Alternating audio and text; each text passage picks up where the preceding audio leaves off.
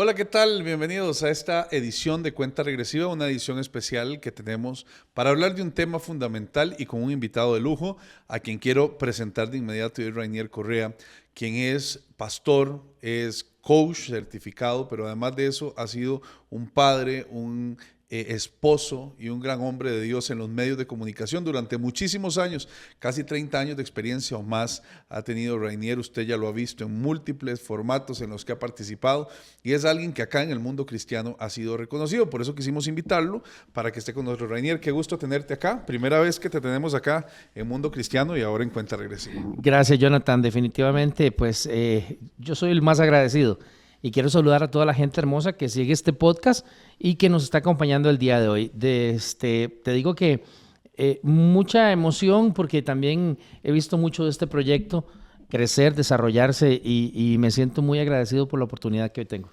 Bueno, Rainier ha sido un colega que ha estado durante mucho tiempo, como ustedes se los decía yo hace unos minutos, y vamos a hablar porque además de eso, y es importante que lo sepan, está estrenando el libro. ¿Cuánto tiene, Rainier, este libro de haberse lanzado? Mira, este libro lleva... Está reciente, ¿no? Sí, lleva unos meses de estar al aire. Sí. Ha sido un proceso interesante porque como es mi bebé, entonces... no quise lanzarlo con ninguna compañía distribuidora, ninguna editorial. Entonces he ido poco a poco llevándolo porque creo que eso es lo que se necesita, que la gente pueda no solamente decir, hay un libro más, no, sino que vea el contenido sabiendo de que es un contenido de valor. Así es. Rainier, el libro se llama Sigamos Caminando. Ahorita les vamos a contar dónde lo pueden ustedes ubicar, porque de este libro vamos a hablar muchas cosas. Una de ellas, Rainier, que es lo que realmente me interesa que conversemos en esta ocasión, es el tema de la salud emocional, pero no solo brindándola a todos los que nos están escuchando.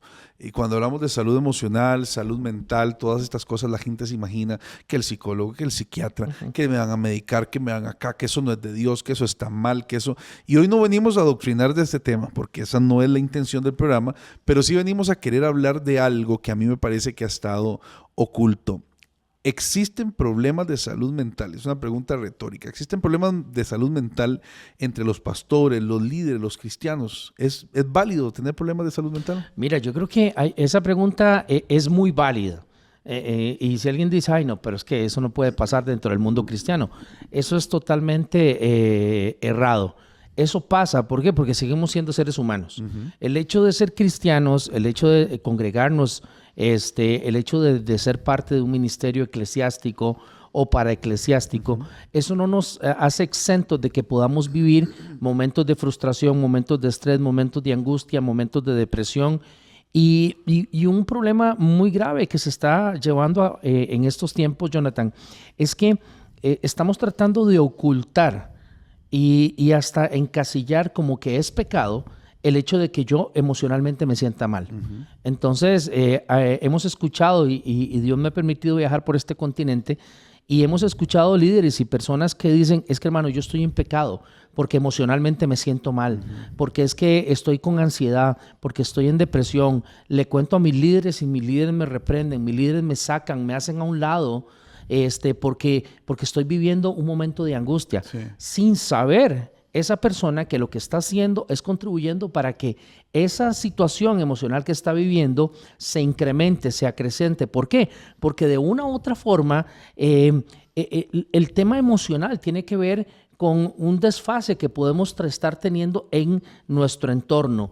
Alguna situación alteró nuestro sistema nervioso. Entonces, si yo no identifico esa parte, si yo no tengo claridad de qué es lo que estoy pasando, eso es como que me duele la cabeza y me estoy tomando una pastilla para el dolor de una uña. Obviamente nunca se me va a quitar el dolor de cabeza. Entonces, yo necesito tener claridad en esto. Y cierro con esta parte. Dios le dio la sabiduría y la capacidad a personas para que pudieran estudiar medicina.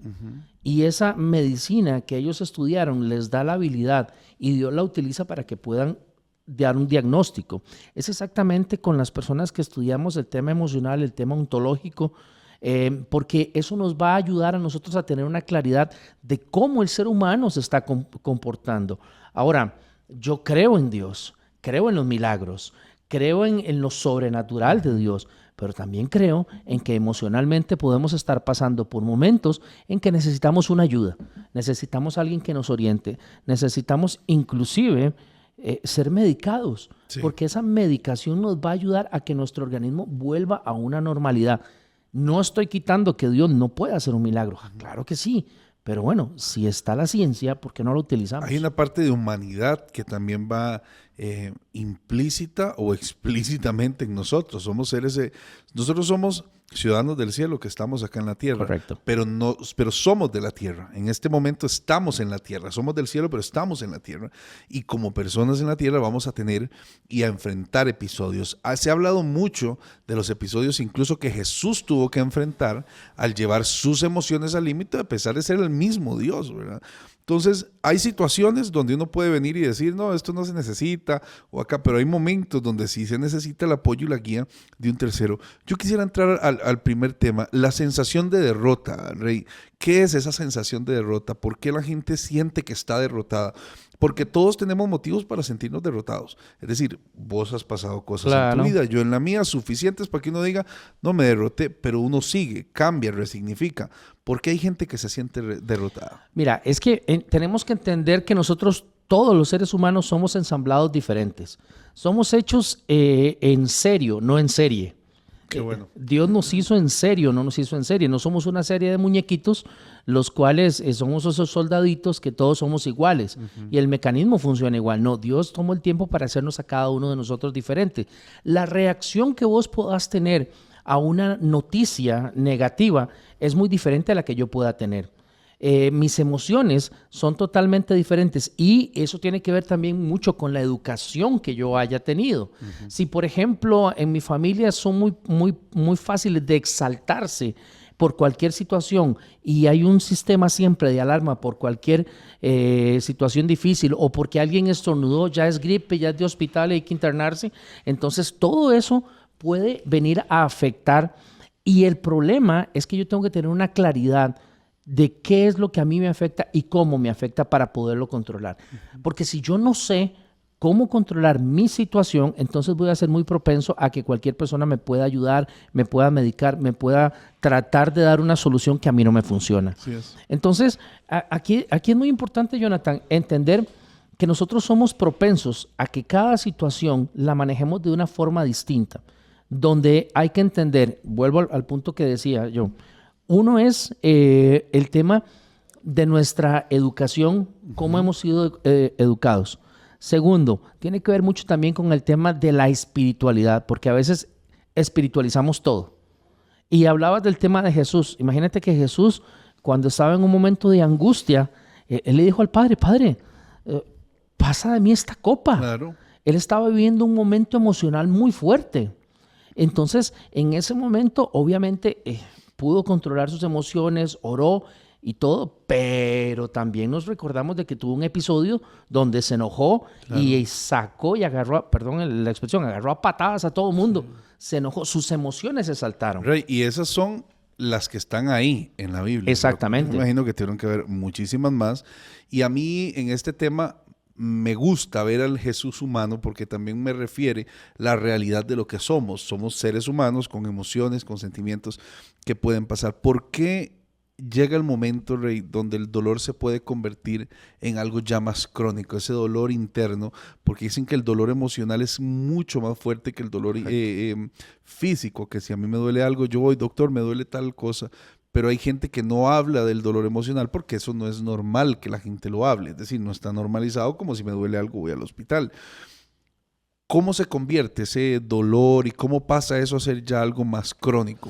Mira, esta es una excelente pregunta y me gusta muchísimo que la hayas tocado porque el dolor es inevitable. El dolor es inevitable. Todos vamos a pasar por momentos de dolor, pero el sufrimiento es algo que yo le pongo un límite. El problema es que a veces dejamos que ese dolor más el sufrimiento se incrementen más. ¿Por qué? Porque de una u otra forma no podemos controlar esa situación y no pedimos ayuda. Somos muy propensos a que no sabemos apalabrar las situaciones que estamos viviendo. No sabemos, los médicos, hablando con los médicos, ellos dicen que el gran problema que tienen a la hora de diagnosticar a alguien es que cuando le preguntan, ¿qué te está doliendo? Llegan y en ese momento le dicen, vea, doctor, es que siento como que me duele aquí, pero siento que me sube la temperatura, pero como me baja. Entonces, no podemos poner en palabras lo que estamos viviendo. Entonces, a la hora de estar viviendo algo emocional muy fuerte, no sabemos cómo describirlo, no sabemos qué estamos viviendo. No podemos decir, vea, me duele esta situación porque no tengo la capacidad para controlarla, no tengo la capacidad para dominar esto. No podemos describir la situación que estamos viviendo.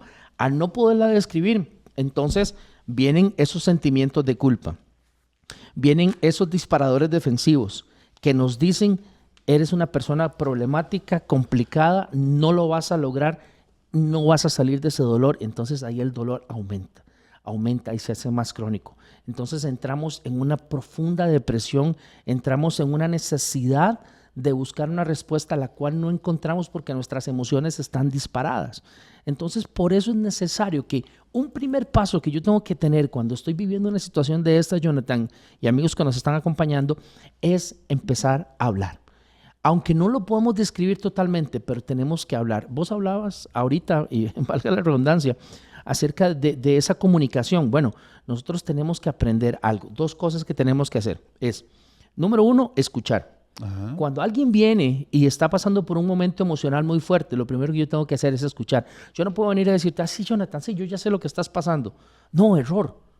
Déjelo que hable, déjelo que intente describir la situación que está viviendo, sí, porque eso le va a ayudar a liberar, inclusive va a traer claridad en áreas de transparencia que podemos tener los seres humanos. ¿Qué son las áreas de transparencia? Las áreas de transparencia son situaciones que estamos viviendo en nuestra vida que nosotros decimos, esto me pasó y lo voy a esconder aquí.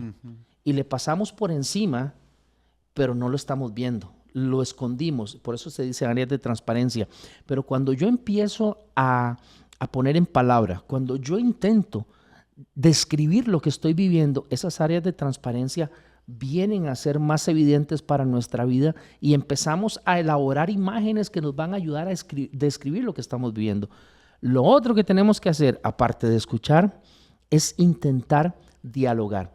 Las personas que caen en estrés profundo, en ansiedad o en depresión, es porque no tienen espacios de comunicación, es porque no se les ayuda y siempre se les critica y se les juzga sin decirles, vea, yo necesito que usted me hable de lo que está pasando. Y lo otro, que como iglesia cometemos el gran error, es volver a decir lo que te mencioné al principio, es decirle, hermano, a usted le falta Cristo, a usted le falta el Espíritu Santo. Porque dice el Señor que Él lleva todas nuestras depresiones, que lleva todas nuestras ansiedades. Claro, amén. Eso es cierto. Pero, ¿qué pasa con una persona que no tiene el mismo carácter que el tuyo y el mío? ¿Qué pasa con una persona que no ha sido formada en un hogar donde se le enseñó a hablar o a decir las cosas? Vuelvo al punto que te decía. Nosotros somos hechos diferentes, no hemos sido hechos en serie, hemos sido hechos en serio. Y por eso es que somos tan distintos. Cada caso es diferente. Y por eso es que hay que entender que una persona que está pasando por un proceso de depresión, por un proceso de dolor profundo, tiene que vivir su proceso. Y en ese proceso lo que necesita antes de que se juzgue es un acompañamiento. Un acompañamiento donde muchas veces tal vez vamos a tener que guardar silencio.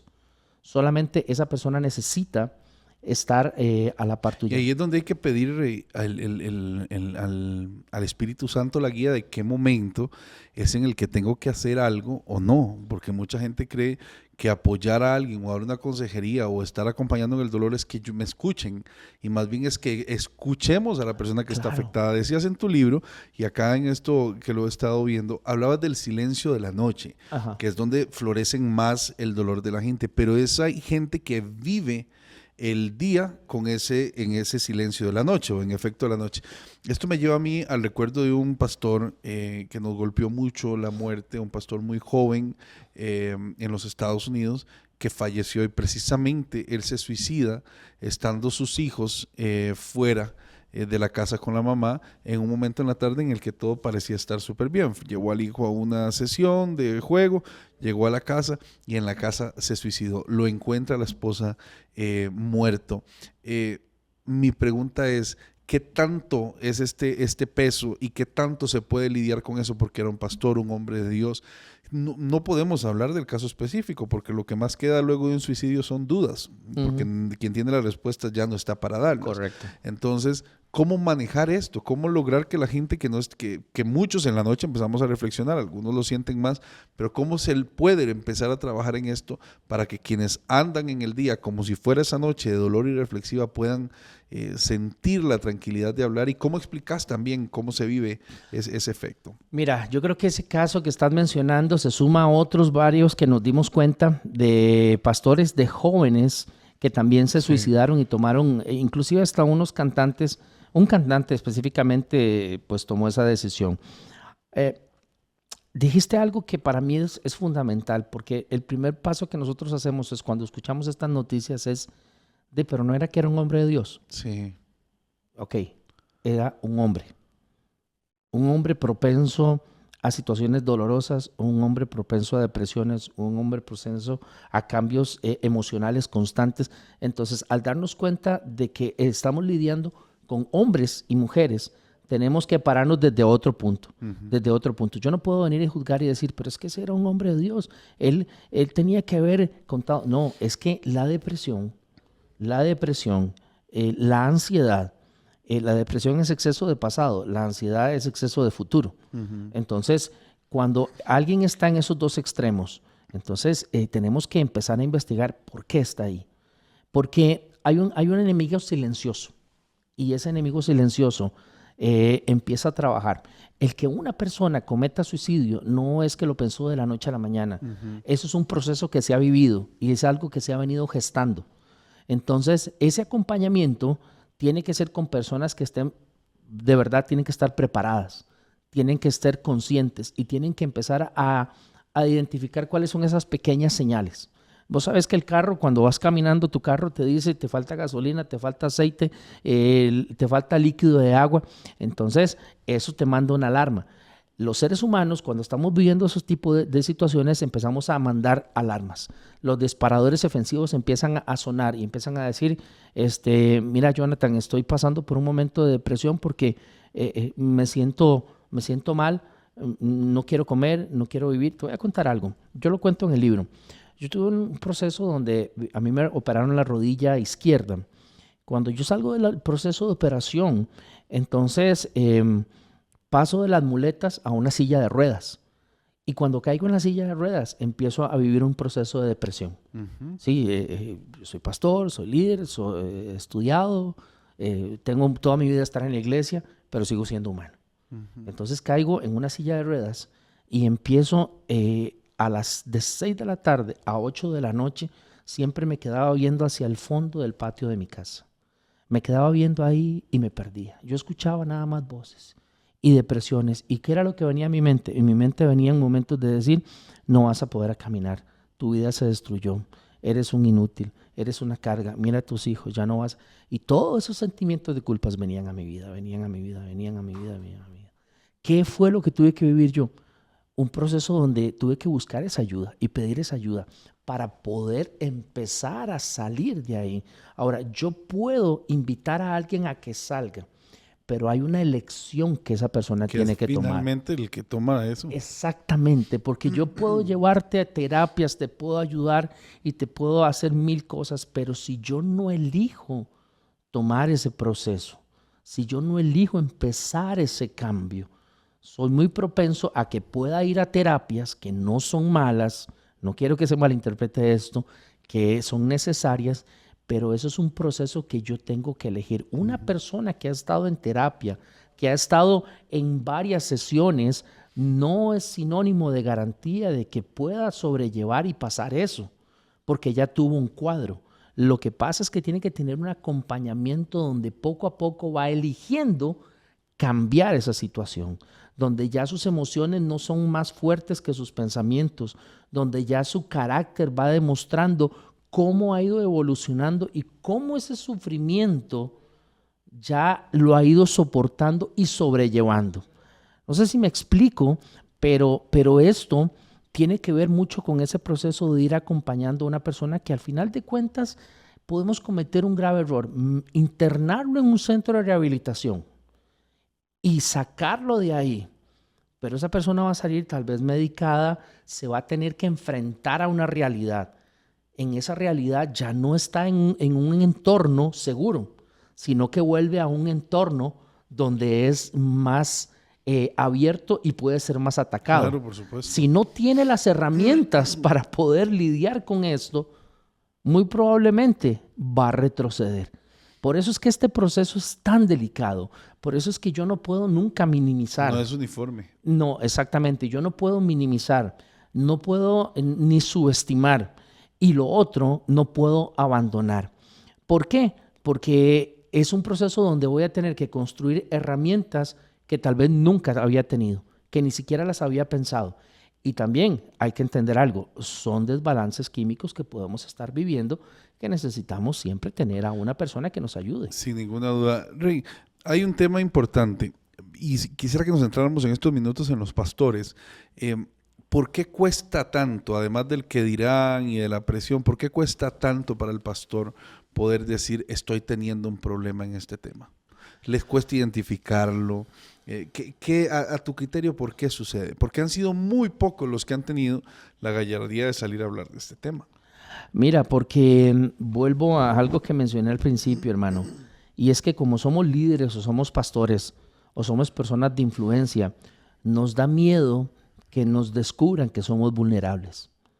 Pero seguimos estando en este cuerpo y este cuerpo es un cuerpo que es vulnerable. Si pasas por algún lugar y te golpeas una pierna, te va a doler. Nadie puede decir, no, no me dolió, no me dolió. No, somos vulnerables.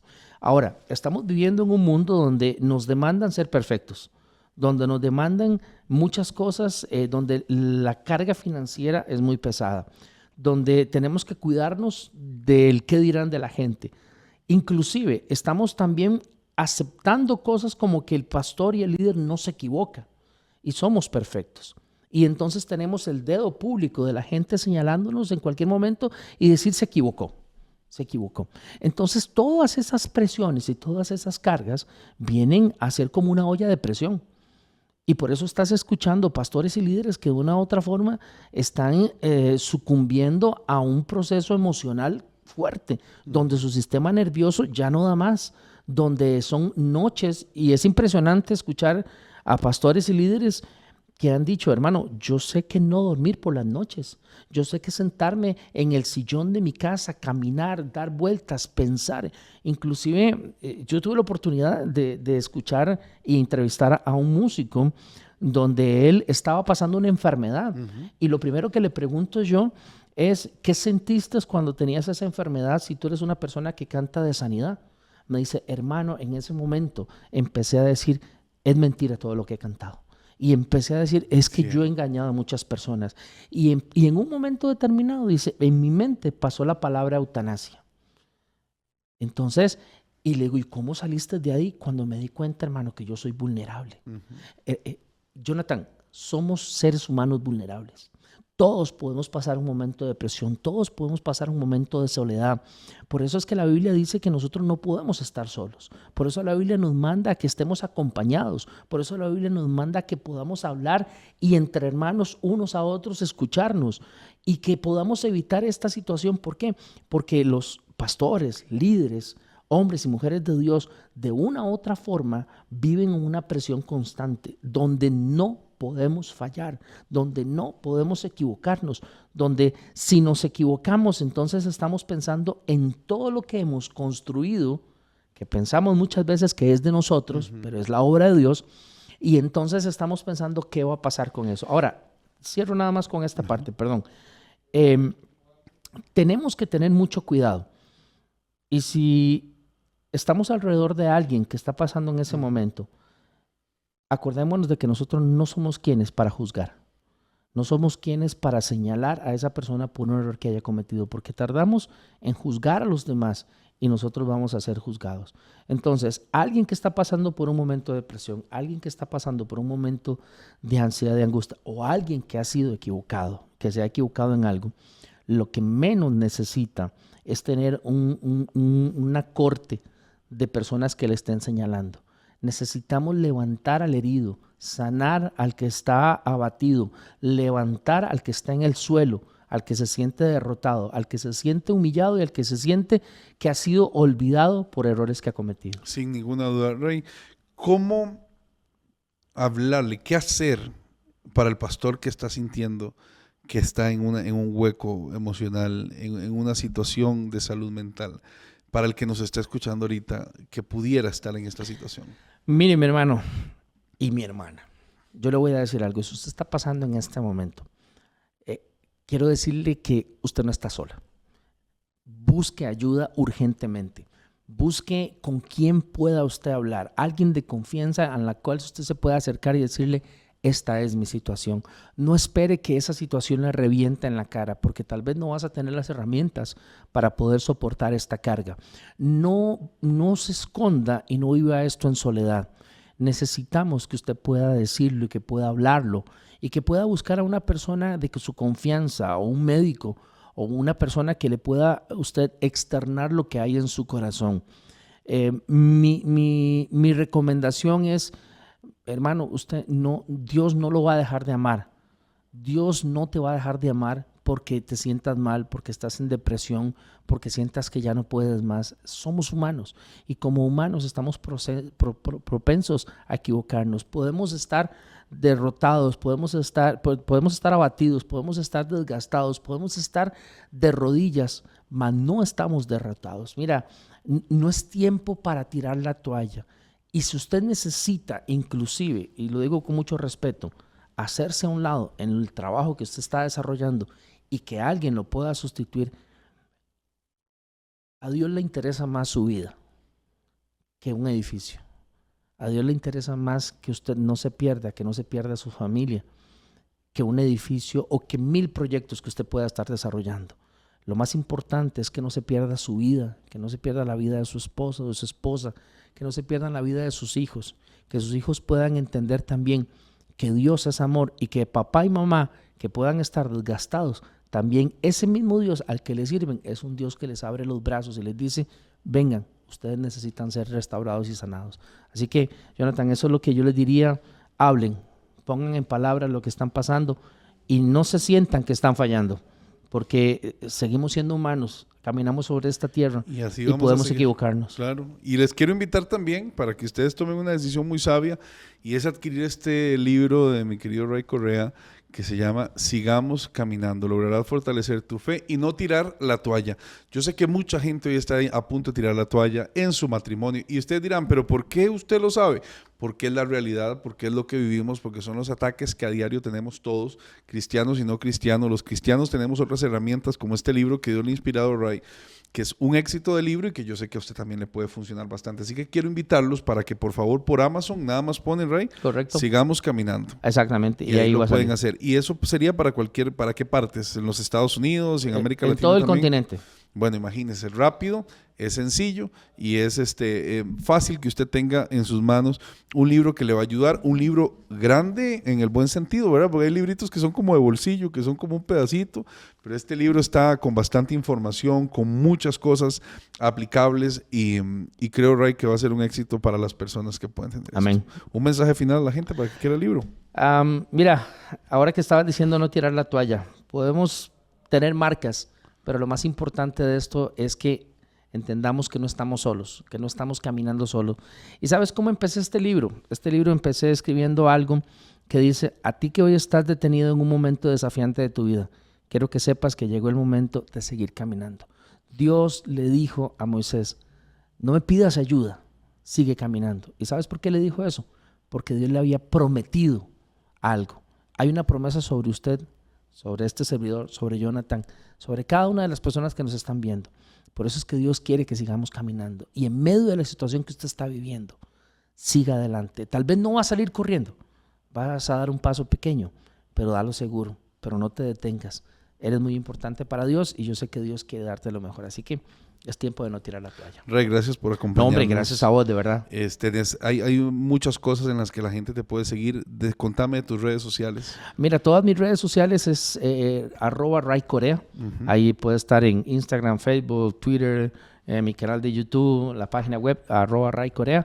Con muchísimo gusto. Y personalmente yo soy el que contesto las redes sociales. Entonces no se pierdan. Muchísimas gracias, Ray, por habernos acompañado. No, gracias a vos. Muchísimo. Gracias. Y compartamos, por favor, este podcast a las personas que lo pueden estar necesitando en momentos tan cruciales de salud mental. Recuerde que estamos en Spotify, en Apple Podcasts, Google Podcasts y además en YouTube, donde puede ver esta transmisión. Que Dios le bendiga. Nos vemos en 8 días.